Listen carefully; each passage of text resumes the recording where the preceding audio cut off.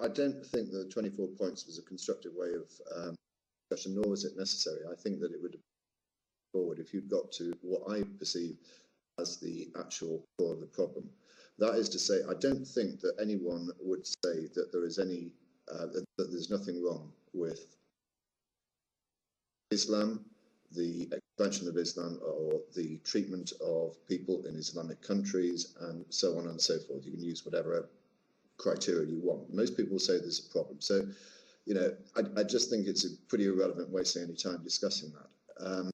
What was, in my view, always at the heart of this was the approach that you take and that Landon would take. That is to say, you are much more full in your face, belligerent, where Landon sees that there is a way of dealing with what he also accepts as a problem in a much more sympathetic and what he sees in the long term as being a much more constructive way of doing it. That is what was at the heart of the disagreement between the two of you. And if you'd cut straight to that chase, which you did in the last hour or so of the discussion, then I think it would have been much more interesting. And what also was much more interesting, the demeanour and body language of both of you actually became much more open, and discussion became more interest when you moved on to that point. Waiting for Islam to become moderate, or the Islamic world to become moderate, is not something you should hold your breath over. However, well, the thing is, Thunder, I mean, you say that, and that is your particular approach, and I'm not going to take any particular side in this, because I think both sides have reasonable arguments. All I'm saying is that it would have been much more constructive, in my view, if the conversation had cut to that pretty much earlier on, rather than what I thought was just a sort of like pointless haggling over points, but not particularly relevant points at that. You know, I kind of agree, but you know, what other format could there have been? You know, I did offer it several times to, as I recall, you know, let's just ditch these points. I mean, and if you want a real hoot, basically exactly the same number of people, more or less, changed their minds in favour of Cole as me. So, you know, how is the world different? How is the world differently after this than it was before? I'll say this publicly as well, if you don't mind. Please. I never saw this as an opportunity to try and persuade people or convince people of a different point of view. So far as I was concerned, the best that you could hope to come out of this, from a personal point of view, was that people may, even though they still disagree with you, they may at least appreciate that the points you make are not born from bigotry and Islamophobia. They are actually issues that you have thought through.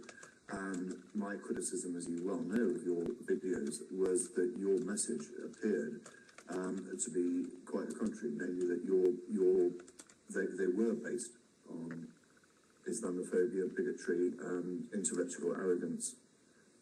Just like Musharraf, eh? Eh? Just like Musharraf with his, you know, backward. Well, I think that selective quoting from any one particular person and not putting it in context is not something that you can find no.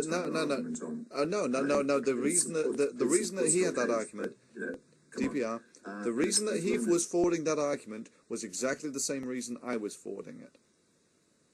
Yeah. That basically you either need to educate.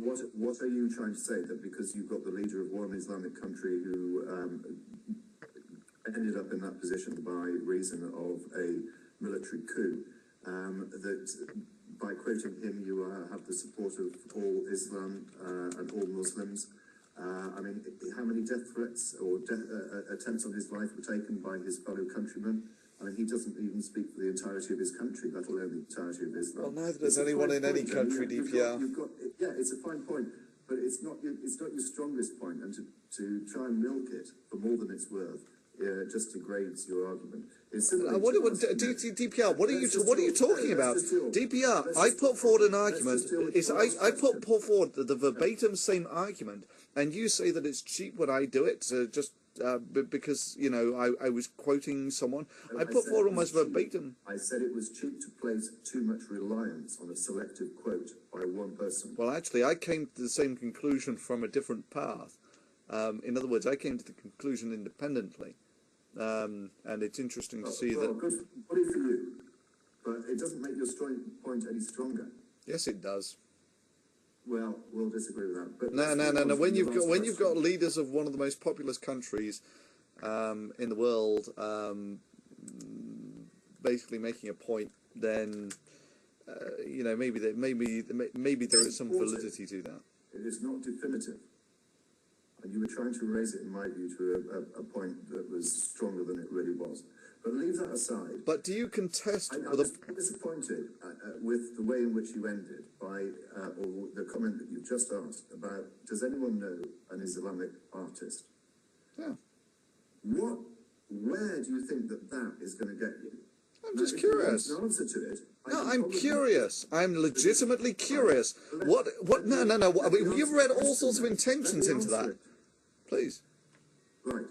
Where did the majority of the Western world art originate? It originated from the Christian church commissioning works of art. That is why you get so many paintings that are of a religious nature. In fact, if you were not commissioned by the church, you probably didn't have a hope in hell of starting a work as an artist. Where does this have any relevance? No. Does that mean that, I don't know, you see, this is what I don't understand. What conclusion do you want people to draw from the fact that they can't name an Islamic artist when there could be a very good reason why they can't name one? Okay. I just thought it was a shabby thing to say. Oh, shabby, your key word. Yeah, I mean, you're always making shabby points, DPR. But I don't really understand. So you think that there is a very good reason why the Islamic world doesn't have any artists, or that there aren't? I'll deal with that. Yes, I've just explained it, and it said it didn't stop Leonardo. It did actually. He worked to a large extent for the church, and I don't see why you would suggest otherwise. He may have done work in his spare time, but if it hadn't been for the church's commissions, he wouldn't have become the artist that he was. Now, Islam, by its very nature, for example... So are you saying there are no Islamic artists because no Islamic churches sponsored artists? Is that the only place that art comes from, DPR? Of Jesus and God in Christian art is not something that would be frowned on. The representation of Allah and Muhammad in Islamic art is frowned upon. So that might be perhaps one reason why that form of artwork did not take off in the Islamic world when it did in the Christian world. For example, maybe... So basically you've just said that the reason there are no Islamic artists is because of Islam. And when I made it, it was a shabby point. So what? Well, no, I think the point is, if you're going to make exactly the same point as me, DPR, it's maybe not so smart to call me shabby for saying that exact same thing sort of 5 minutes earlier. But I don't see how it advances your argument at all. No, I was just curious. I was just making small talk, I mean, it's only something I really came across earlier, and you start thinking about it, and yeah, I mean, it's like, there really ain't many artists in... Yeah, I can't name any Islamic work of art. I can't... What about architecture? Yeah, I mean, someone said earlier, Taj Mahal. They build very nice mosques, and they have some good calligraphy, and they make the odd rug. But, the architecture is all religiously based, pretty much. The calligraphy they inherited from the East, and the rugs predates Islam. So, I mean, to an extent, all of this. But, there isn't this sort of explosion of art. I mean, even now, in the modern world, you can probably name some, there are, if you like, modern artists, but, could you name any Islamic artist like that? No, I've just explained why that may be the case, and also, I don't see where this gets you anyway. Unless it's just a simple DPR, who said who was saying that I was trying to score cheap? I mean, so far, all you've done is say you were trying to score some cheap points, and therefore you're wrong. And it's like, look, all I was doing was making small talk. You presumed that I have a motive of doing this, and condemned me for your presumption. No, I asked you what your point was. That's how I began the whole thing. Yeah. Yeah, I just thought it was curious. What point, if any, are you trying to make? And if the answer is none at all, it's just a matter of curiosity, then so be it. Yeah, that's right. Okay, so Good point to start. I mean, so does anyone else have any thoughts on this in the chat?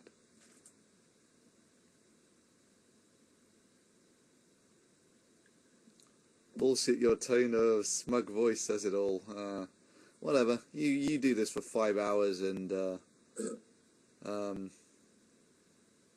you know, I can sort of partially empathise. Well, I can empathise with whatever Landon, that, you know, after you've been doing it for hours, you sort of, you know, the fight goes out of you.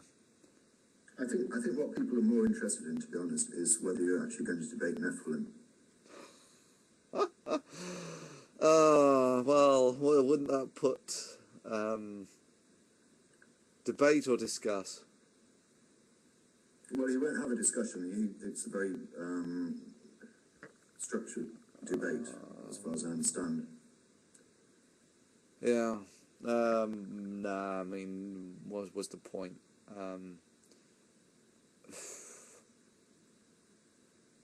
Yeah.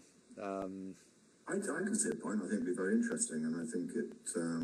Well, yeah, I mean, no, I mean, it would be entertaining, but you know, I mean, you take a look at this. This was like 5 hours. I'm gonna double that in the work trying to host all this shite. Yeah, you've only got 2 hours of Nephilim to deal with. Well, whatever, but you know, that really where you have your priorities. You know, I mean, to an extent, and this is the daft thing. If I'd have actually done what I did to Nephilim, to, well, in fact, I did to sort of Ali or whatever, it would be quote mining and all this sort of shit. You know, you only picked the parts of his arguments that you could prove were wrong. That was, what about all the other parts of the argument? You know, so if you like, these have become almost generic criticisms to the point where they're pointless. Is, you know, just to say something is quote mined. Because, you know, almost the definition of a YouTube video is it's got to be less than 10 minutes long or something. So, almost, you know, by the nature of the format, you have to use sound bites.